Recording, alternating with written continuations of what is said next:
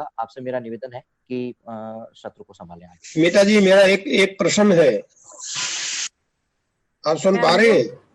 जी, मैं अनुरोध करूंगी कि हम पहले अब अध्यक्षीय भाषण करवाएं, क्योंकि समय सीमा लगभग खत्म हो चुकी है और अभी हमें एक अध्यक्षीय उद्बोधन सुनना है। अब मैं कार्यक्रम को आगे बढ़ाते हुए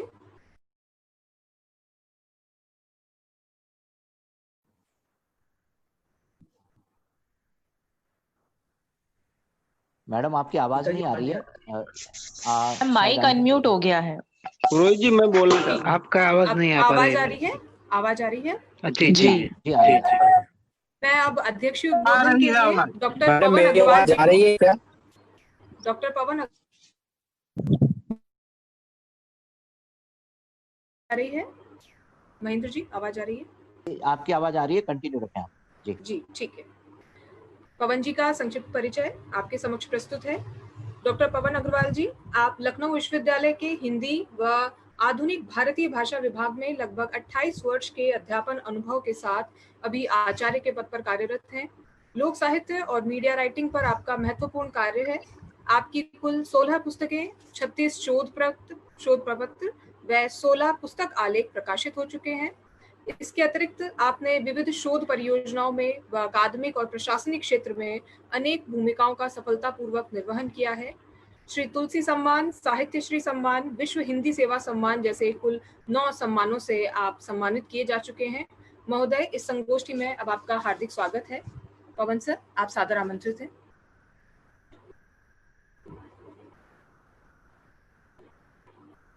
पवन जी, आवाज सुन पा रहे हैं सर?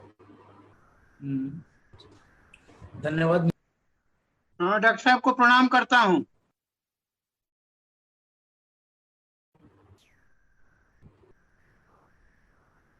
सर आप म्यूट है, आप अपनी आवाज अनम्यूट कीजिए। कर रहा हूं, आप फिर म्यूट कर दे रहे हैं उसको। जी, आवाज आ रही है? जी आ रही है सर। जी, धन्यवाद मीता जी और महेंद्र जी, जो निरंतर 1:30 बजे से लगभग 2 घंटा हम लोगों को हो गया है आपके संचालन में ये कार्यक्रम चल रहा है। और भाई नरेंद्र जी को भी मैं इसमें याद करता हूं, शायद उन व्यवस्थाओं में लगे होंगे। इस सत्र में हमारे बीच में प्रोफेसर चंदन कुमार जो एक अध्यक्षीय वक्तव्य दे चुके हैं, तो एक अध्यक्षीय वक्तव्य मेरे पास कहीं सुरक्षित है, मैं उसकी बात करूंगा। और साथ में इस सत्र को गरिमापूर्ण बनाने के लिए, एक भावोत्तेजक विमर्श करने के लिए, और सबसे बड़ी बात है कि इस सत्र में जिन वक्ताओं ने अपने विचार प्रकट किए हैं, जिसमें अमरेंद्र त्रिपाठी, अंजनी श्रीवास्तव, पुनीत बिशारिया, मेरे मित्र सत्यकेतु जी, अवधेश जी, सभी वक्ताओं ने बड़े ही विस्तार के साथ साहित्य, शिक्षा, संस्कृति और मूल्य, इनकी मिलजुल कर बात की है। मुझको लगता है कि इन सब पर एक लंबी बातचीत हो चुकी है। एक प्रश्न माया दुबे जी का भी आया हुआ है, वो मेरे पास सुरक्षित है, चिंता मत करिएगा माया जी, मैंने उसको रखा हुआ है, जहां पर कि आपने प्रश्न किया था कि आज के समय किस प्रकार के मूल्यों को साहित्य में समाहित किया जाए। मित्रों, हमारे साथियों ने जो बातें कही हैं, उन बातों पर एक जवाब कुल मिलाकर दे चुके हैं हमारे प्रोफेसर चंदन जी, तो मैं उनको दोहराना नहीं चाहता। अगर उन सारे वक्तव्यों पर ध्यान दें तो मुझको एक हजारी प्रसाद द्विवेदी जी का वक्तव्य याद आता है, जिसमें कि उन्होंने साहित्य की महिमा के संदर्भ में लिखा था। और शायद हमारे मित्र, चाहे अंजनी जी रहे हों, चाहे सत्यकेतु जी रहे हों, या अवधेश जी रहे हों, सब लोगों का एक मानना था कि संकट के समय साहित्य जो है वह अधिक प्रतिबद्धता के साथ जुटता है और मनुष्य को मनुष्य बनाने की, या कहें हजारी प्रसाद द्विवेदी की शब्दों में कि मनुष्य को मनुष्य बनाने की तमीज सिखाने का कार्य जो है कहीं साहित्य करता हुआ दिखाई पड़ता है। एक जिस हजारी प्रसाद द्विवेदी ने लिखा, जिस प्रकार दीपक की लौ, दिया, तेल बाती और हवा के कंपन से प्रभावित होते हुए भी इन सीमाओं से बाहर दूर तक अपनी दीप्ति बिखेर सकती है। कुछ इसी प्रकार व्यक्ति कवि के भीतर यानी कि साहित्यकार अपने जलने वाली दिव्य लौ भी अपनी देश, काल और सीमा का अतिक्रम करके प्रकाशित करती है। यानी कि ये साहित्य की शक्ति है जो निरंतर अपनी प्रवाहित गति को बनाई रखती है। मित्रों, आज जो हम बात कर रहे हैं ये कोरोना के संकट से आप्लावित विश्व दिखाई पड़ रहा है, और इस विश्व में अगर हम ये देखें कि साहित्य, समाज, शिक्षा और संस्कृति इनका क्या संबंध है, तो हम बिल्कुल स्पष्ट हैं। कल से लेकर अब तक इतने व्याख्यान हुए हैं, सब व्याख्यानों में ये कहा गया है कि यह इनका आपस में गहरा संबंध है, कि परस्पर पूरक है। और ठीक, मैं तो याद करता हूं, अगर भारतीय संस्कृति को ध्यान में रखकर कहें कि जिस प्रकार घर में मोहल्लों के अंदर अचानक चीनी बनाते बनाते चाय खत्म हो जाती थी तो पड़ोस के घर में एक कप चीनी मांग ली जाती थी, और जब कटोरी चीनी आ जाती थी तो कई बर्तन खाली वापस नहीं किया जाता था। घर में जो सबसे अच्छी चीज बनी हो, सबसे उत्कृष्ट या सुरुचिपूर्ण पदार्थ हो, उसमें रखकर उसको वापस किया जाता था। शायद समाज और साहित्य से संस्कृति इसकी वाहिका बनती है, और हमारे यहाँ इसका एक लंबी परंपरा साहित्य में दिखाई पड़ती है।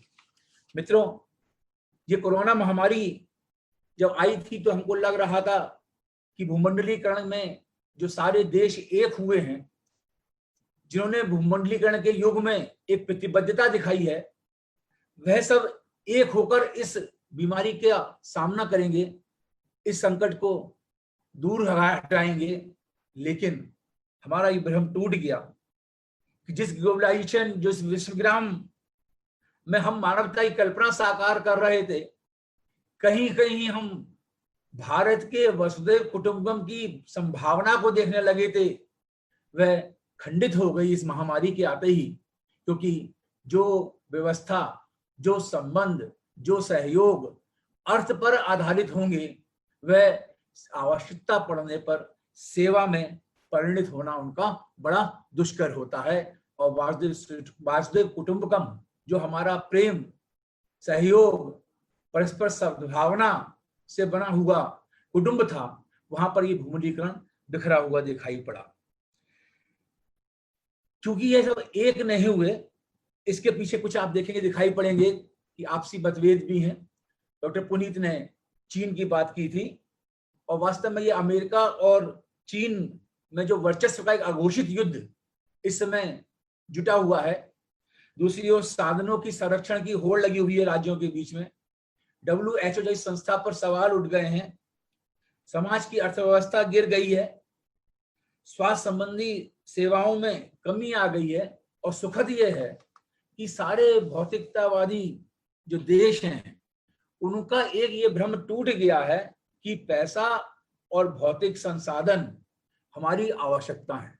वास्तव में अब हमारा ध्यान जो है, मूलभूत जो हमारी आवश्यकताएं हैं, रोटी, कपड़ा और मकान, या थोड़ा और उसे परिष्कृत करके कहें स्वास्थ्य और शिक्षा, ये हमारे लिए अति महत्वपूर्ण बनकर उभरे हैं। भारत की स्थिति विश्व की स्थिति की अपेक्षा अत्यंत सुखद है, क्योंकि आप देखें कि इस कोविड-19 में हमें दो भारत दिखाई पड़े। एक भारत वह दिखाई पड़ा जो भौतिकता की दौड़ में कहीं अदृश्य हो गया था, लेकिन जब कोविड में लॉकडाउन होने पर हमने विभिन्न संसाधनों से, विभिन्न ट्रेनों के बंद हो जाने पर, और जो पैदल लौटते हुए कामगार श्रमिकों को देखा, उनकी व्यथा और पीड़ा को देखा, तो हमें लगा कि यह एक वह अदृश्य भारत जो लोप हो गया था, वह पुनः साकार हो उठा। ये भारत हमारी आंखों से ओझल था। दूसरे एक और भारत दिखाई पड़ा जो हम ये समझ रहे थे कि विकास की दौड़ में ये भारत कहीं आगे बढ़ गया है, इसको अपनों की चिंता नहीं है, इसके अंदर सहयोग की भावना नहीं है, यह एकाकी हो गया है, इसका उद्देश्य केवल धनोपार्जन रह गया है, सेवा भाव उसके अंदर नहीं है।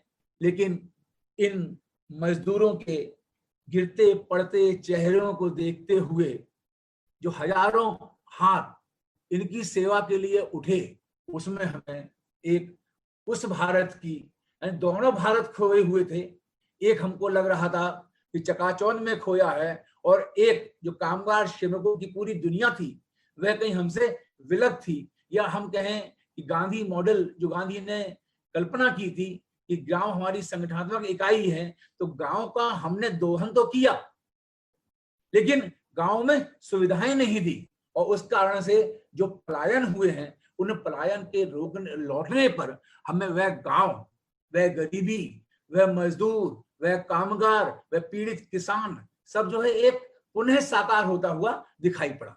लेकिन वहीं ये दूसरा वर्ग भी है जो उनके लिए आगे बढ़ा है, और शायद यही भारतीय संस्कृति की विशेषता है कि जो मानव की भौतिकता की दौड़ में शामिल हो, लेकिन जो भारतीय संस्कृति है वह अध्यात्म और धर्म पर आधारित है।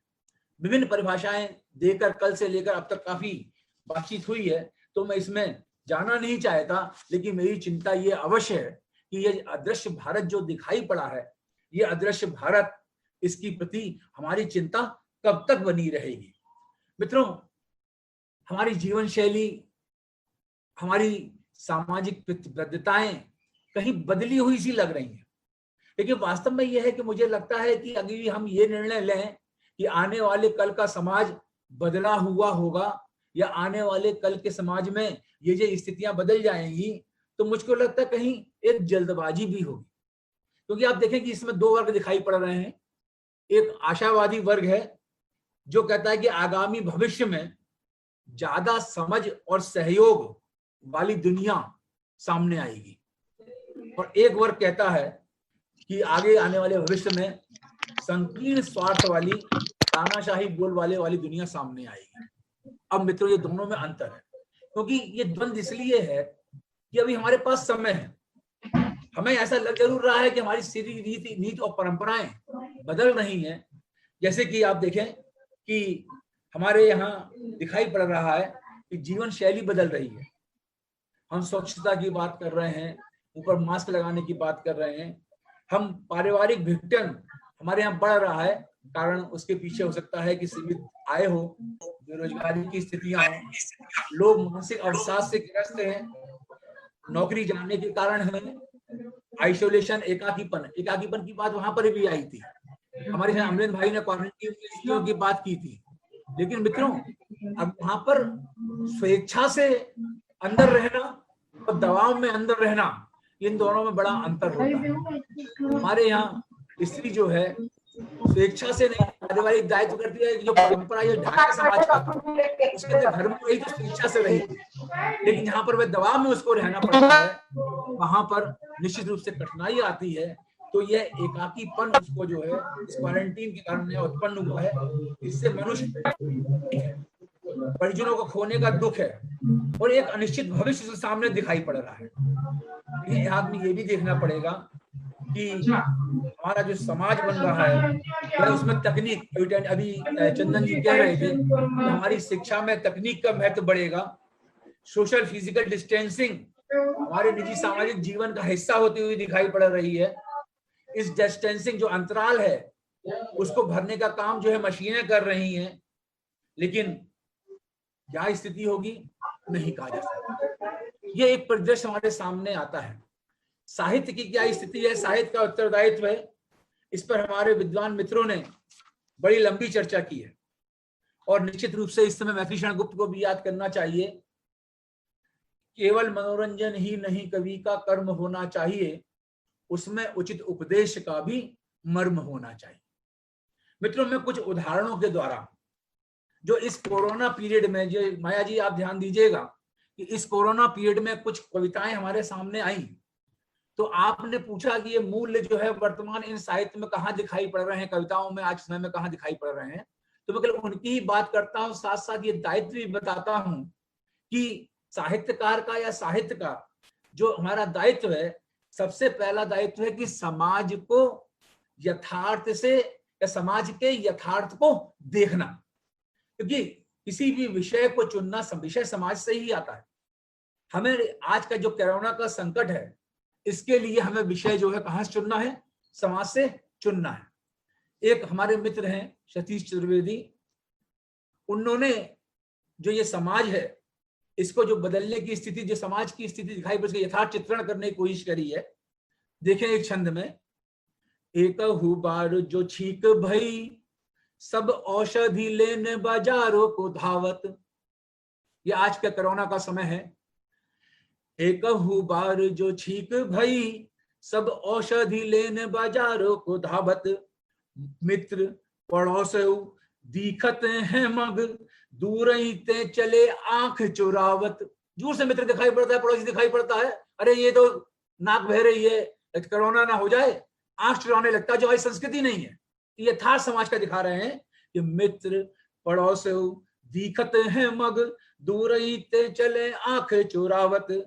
और मौत के आंक सुने इतनी मौतें हो रही हैं। भारत में प्रतिशत अधिक नहीं है, भारत में 10 लाख पर 2 मौतें हैं और विदेश में जो है 10 लाख पर 50 हैं। भारत हमारा अपनी जीवन शैली के कारण, अपनी बड़ी सुरक्षा की दृष्टि में अपने यहाँ पर रह रहा है। तो मौत के आंक सुने इतने इन आंख न हूं अब आंसू ना आवत। और ऐसो करो बजमार कोरोना ने कोई न काऊ के आवत जावत। देखिए ये यथार्थ है। साहित्यकार अपने साहित्य में वर्तमान यथार्थ को जो अपना समाज में देख रहा है उसको प्रकट करता है, लेकिन केवल उससे ही काम पूरा नहीं होता। उस यथार्थ के साथ साथ उसकी संवेदना को भी साहित्यकार को अनुभव करना पड़ता है। मेरे मित्र हैं गंगा प्रसाद शर्मा गुणशेखर जी, उनकी 2 दोहे देखिए। जो कामगार मजदूर लौटकर आ रहे थे उन पर उन्होंने उनकी दीन दशा को देखकर लिखा। यह साहित्य का संवेदना से परिचित कराना। एक तरफ है हमारा यथार्थ, उसको देखें, दूसरी ओर एक संवेदना को देखें कि नागिन सड़कों ने डसा मीलों मिली न छांव और छालों से लबरेज हैं नन्हे नन्हे पांव। आप उस पीड़ा का अनुभव कर सकती हैं।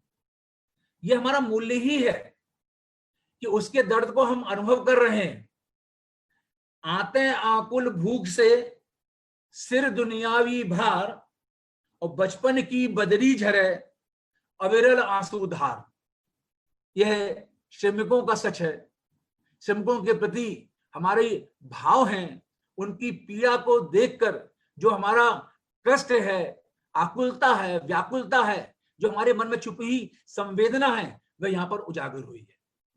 तीसरा साहित्य का पक्ष आता है कि साहित्यकार जब संवेदना को अनुभव करता है तो उसका यह भी कर्तव्य बनता है कि वह समाज को प्रबोधित करे, समाज को एक दिशा दे। मैं फिर से याद कर रहा हूं अपने मित्र सतीश जी को, और सतीश जी ने एक छंद और लिखा है जिसमें कि वह बात करते हैं कि किस प्रकार से हमें समाज में एक संदेश देना चाहिए। तो आप देखें कि सतीश जी का एक छंद है जिसमें कि कोरोना से बचने के उपाय, यानी कोरोना से अगर बचना भी हमारे लिए एक काम जो है, हमें उससे बचना चाहिए, वे सामने आते हैं ना। अब देखें कि छंद देखें, घात लगाई के वार करे अब भ्रात रहो बची के बिचरौना। ये कोरोना से बचने के उपाय हैं। बहुत सी चीजें आई होंगी, लेकिन मैं साहित्यकार, द पैरोडी लिखने वाला भी साहित्यकार है, कला बनाने वाला भी साहित्यकार है। वह कैसे इसको अनुभव करके जनता के बीच में, ये साहित्य का दायित्व है कि हम लोगों को जागरूक करें कि घात लगाई के बार करे अब भ्रात रहो बच के बिचरौना। क्योंकि घरों पग शत्रु अदृश्य है बाहर जाबिन मौत मरौना। और हार गए अमेरिका सरीखे भारत में तो कछु बिगड़ोना। और धीरे दिन थोड़े दिना धरी धीरे रहो घर जो लो मरे ना ये दुष्ट करोना। तो आप देखें कि अमेरिका वगैरह की जो दुर्गति है, साहित्यकार उससे भी आगाह करा रहा है, लेकिन एक आशा की किरण है, एक विश्वास की किरण है उसके मन में कि वह लोगों को, समाज को भयभीत नहीं कर रहा, समाज को आक्रांत नहीं कर रहा। हमारा मीडिया जिस प्रकार से लगता है, मीडिया के खोलने पर सारा समाज के कोरोना से त्रस्त पड़ा हुआ है, लेकिन वहीं आप देखें कि साहित्यकार उसको भयाक्रांत नहीं करता, स्थिति से अवगत कराता है, लेकिन उसके में आशा बनाता है कि आप अभी बचे हुए हैं, आप उससे पुष्ट हैं। और ऐसी स्थिति में फिर एक कविता के माध्यम से मैं अपनी बात कह रहा हूं। कुलदीप मिश्र कविता बड़ी चर्चित हुई है इस समय कोरोना के ऊपर, जिसमें ये हिंदुस्तान और ये मार्च का महीना है शीर्षक कविता का दिया गया है, उसकी बात कर रहा हूं। और ये कविता शिक्षा भी देती है कि हमारा शिक्षा कैसे होनी चाहिए, प्रबोधन परक होनी चाहिए, मूल्य परक होनी चाहिए, लोगों को हर्षोत्साहित करने वाली नहीं होनी चाहिए। सारी दुनिया समझ चुकी है ये लड़ाई बंदूकों और जहाजों की नहीं, सारी दुनिया समझ चुकी है ये लड़ाई बंदूकों और जहाजों की नहीं, धीरज और प्रेम की है। और ये हिंदुस्तान है जिसने सब कुछ देखा है, बंगाल के अकाल से भुज के भूकंप तक, सुनामी पुनामी सब झेली है।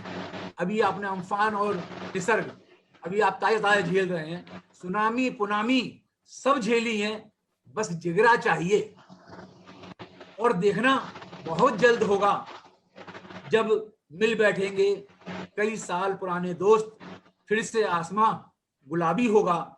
और कल जब सब कुछ खुलेगा तो देखना हमारे इन्हीं आसमानों में उड़ते हुए पंछी कहेंगे कि कमबख्त इंसानों की इस जिद्दी जात ने, कि कमबख्त इंसानों की इस जिद्दी जात ने एक लड़ाई और जीत ली। बस ये मार्च का महीना है मित्रों, ये आशावादिता, ये हमारा मूल्य है, ये हमारी संस्कृति है, ये हमारे साहित्य की आत्म शक्ति है। और इसको धारण करके ही हम आगे बढ़ सकते हैं। और मैं, आप लोगों ने मुझको सुना है, वो लिखता है माया जी, आपको अपनी बात का जवाब भी मिला होगा इसके साथ साथ। और हम लोग ये चाहते हैं, ये हमारी इच्छा है कि मूल्य जो इसमें हमारा मूल्य बनाकर, चाहे साहित्य की बात करें, चाहे हम संस्कृति की बात करें, हमारी और या शिक्षा की बात करें, हमें मूल्य परक साहित्य की आवश्यकता है। मनुष्य को मनुष्य बनाने वाली शिक्षा की आवश्यकता है। यही हमारा ध्येय होना चाहिए। आप लोगों ने मुझे अवसर दिया, नरेंद्र जी, अखिल भारतीय साहित्य परिषद और उनकी पूरी टीम को, मीता जी को, महेंद्र जी को, आप सभी को बहुत बहुत मेरा आभार।